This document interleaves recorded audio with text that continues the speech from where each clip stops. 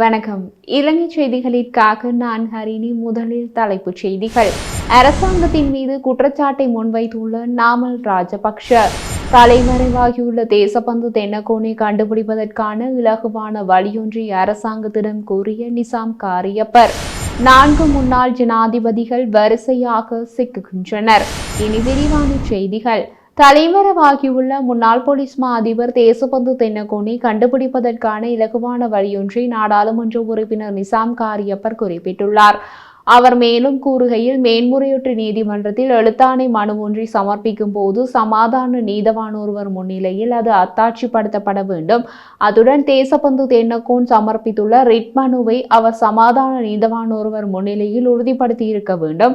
அந்த சமாதான நீதவான் எந்த பிரதேசத்தை சேர்ந்தவர் என்று அறிந்து கொண்டால் அதனை வைத்தே தேசபந்து தென்னகோன் ஒளிந்திருக்கும் பிரதேசத்தை ஓரளவுக்கு ஊகித்துக் கொள்ளலாம்.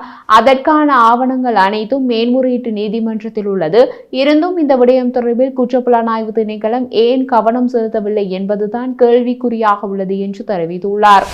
2022ஆம் ஆண்டு இலங்கையில் ஏற்பட்ட அமைதியின்மையின் போது 40க்கும் மேற்பட்ட நாடாளுமன்ற உறுப்பினர்களின் வீடுகளுக்கு சேதம் ஏற்பட்டதாக அவர்களுக்கு வழங்கப்பட்ட இழப்பீடு உண்மையான இழப்புகளுடன் ஒத்துப்போகிறதா என்பதை நகர்ப்புற வளர்ச்சி, கட்டுமானம் மற்றும் வீட்டு வசதி அமைச்சர் மதிப்பாய்வு செய்து வருகிறது. தலைமை அமைச்சர் செய்தி தொடர்பாளர் டாக்டர் நலிந்த ஜெயதிச சமீபத்தில் நாடாளுமன்றத்தில் 43 முன்னாள் எம்பிக்கள் 2022இல் ஏற்பட்ட அமைதியின்மையின் போது அவர்களின் வீடுகள் மற்றும் சொத்துக்களுக்கு ஏற்பட்ட சேதங்களுக்கு 1.2 பில்லியன் ரூபாய் வழங்கப்பட்டதாக குறிப்பிட்டிருந்தார். நகர அபிவிருத்தி, நிர்மாணம் மற்றும் வீடமைப்பு பிரதி அமைச்சர் DP சரத் கேள்விக்கு எம்பிக்களுக்கு வழங்கப்படும் இழப்பீடு குறித்து அரசு மறு ஆய்வு செய்யுமா என கேட்டதற்கு, அவர்களுக்கு வழங்கப்படும் இழப்பீடு உண்மையான இழப்புகளுடன் ஒத்துப்போகிறதா என்பதை நாங்கள் பரிசீலித்து வருகிறோம். கண்டுபிடிப்புகள் வெளியானதும் உரிய சட்ட விதிகளுக்கு ஏற்ப உரிய நடவடிக்கை எடுப்பது குறித்து பரிசீலிப்போம் என்றார். பிரதான நாடாளுமன்ற எதிர்க்கட்சியின் ஐக்கிய மக்கள் சக்தி இலங்கையில் வரலாற்றில் சர்ச்சைக்குரிய படுகொலைகள் மற்றும் கலவரங்கள் பற்றிய அறிக்கைகள் மற்றும் கண்டுபிடிப்புகளை நாடாளுமன்றத்திற்கு வெளிப்படுத்துமாறு அரசாங்கத்தை வலியுறுத்தியது. இந்த சம்பவங்கள் மற்றும் நடவடிக்கை எடுக்கப்பட வேண்டியதன் அவசியம் குறித்து கொழும்பில் நடைபெற்ற ஊடகவியலாளர் சந்திப்பின் போது ஐக்கிய மக்கள் சக்தியின் நாடாளுமன்ற உறுப்பினர் புத்திக பாத்திரன கலந்துரையாடினார். அவர் மேலும் கூறியதாவது, 1971 மற்றும் 1987ஆம் ஆண்டு இடம்பெற்ற கிளர்ச்சியின் போது குற்றவாளிகள் என நிரூபிக்கப்பட்டவர்களுக்கு தண்டனை வழங்கப்படுவதற்கு அப்பால் 1994ஆம் ஆண்டுக்கு பின்னர் நியமிக்கப்பட்ட ஆணைக்குழுக்களின் அறிக்கைகள் மற்றும் அவற்றின் விசாரணைகள் பற்றிய தகவல்கள் நாடாளுமன்றத்தில் சமர்ப்பிக்க வேண்டும். விஜயகுமாரதுங்க, லலித் அதுல்முதலி, ரோஹண விஜயவீர ஆகியோரின் படுகொலைகள் மற்றும் படலந்தா சம்பவங்கள் தொடர்பில் சகல அறிக்கைகளையும் நாடாளுமன்றத்தில் சமர்ப்பிக்காத அரசாங்கம் அவை தொடர்பிலான மேலதிக நடவடிக்கைகளை நாடாளுமன்றத்தில் சமர்ப்பிக்குமாறு கோரப்பட்டுள்ளது. முன்னாள் ஜனாதிபதிகளான JR ஜெயவர்தன, ரணசிங்க பிரேமதாச, சந்திரிகா பண்டாரநாயக்க குமாரதுங்க, மஹிந்த ராஜபக்ஷ, மைத்ரிபால சிறிசேன மற்றும் கோட்டாபய ராஜபக்ஷ ஆகியோரின் ஆட்சி காலத்தில் இடம்பெற்ற இவ்வாறான ஏனைய சம்பவங்கள் தொடர்பிலான ஆணைக்குழு அறிக்கையை சமர்ப்பிக்குமாறும் இந்த நிகழ்வின் போது அவர் மேலும் வலியுறுத்தினார்.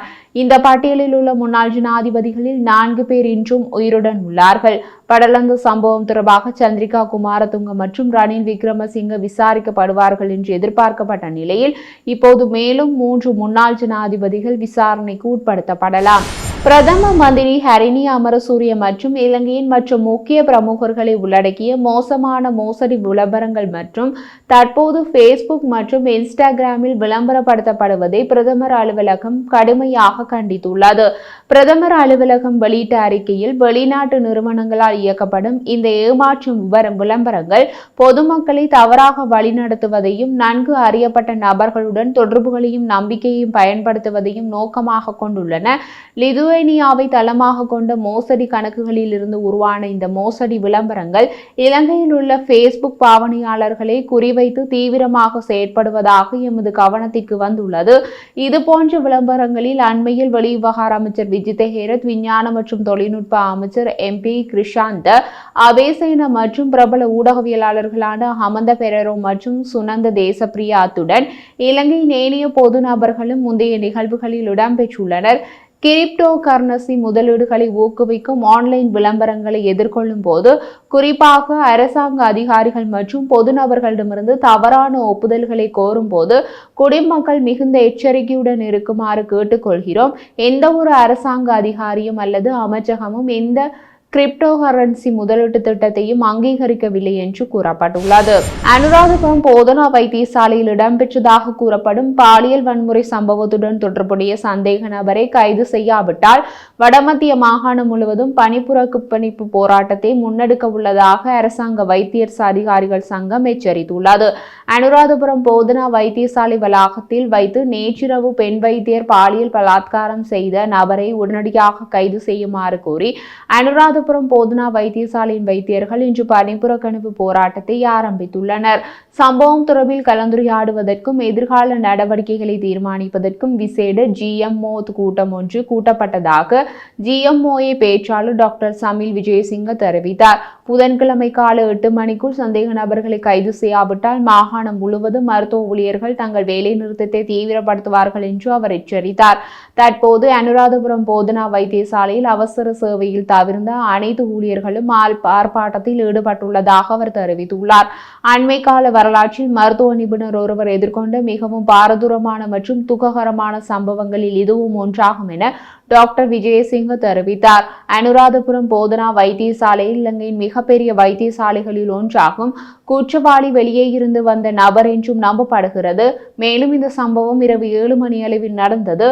அந்த நேரத்தில் மருத்துவமனை இன்னும் பிஸியாக உள்ளது.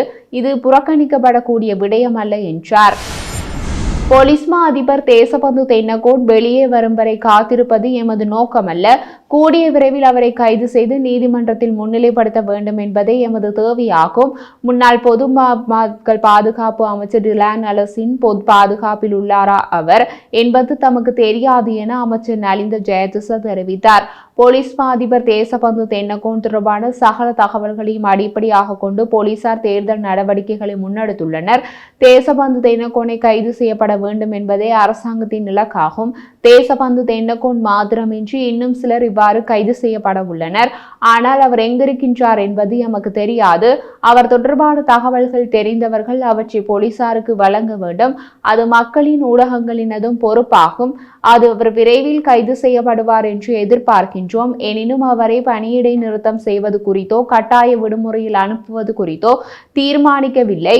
தேசபந்து தென்னகோன் சரணடைவதற்கென கால அவகாசம் எதுவும் வழங்கப்படவில்லை. அவரை கண்டுபிடிப்பதற்கு பல போலீஸ் குழுக்கள் தேடுதல் பணிகளில் ஈடுபடுத்தப்பட்டுள்ளன. தேசபந்து தென்னகோன் வெளியில் வரும் வரை காத்திருப்பது எமது நோக்கமல்ல.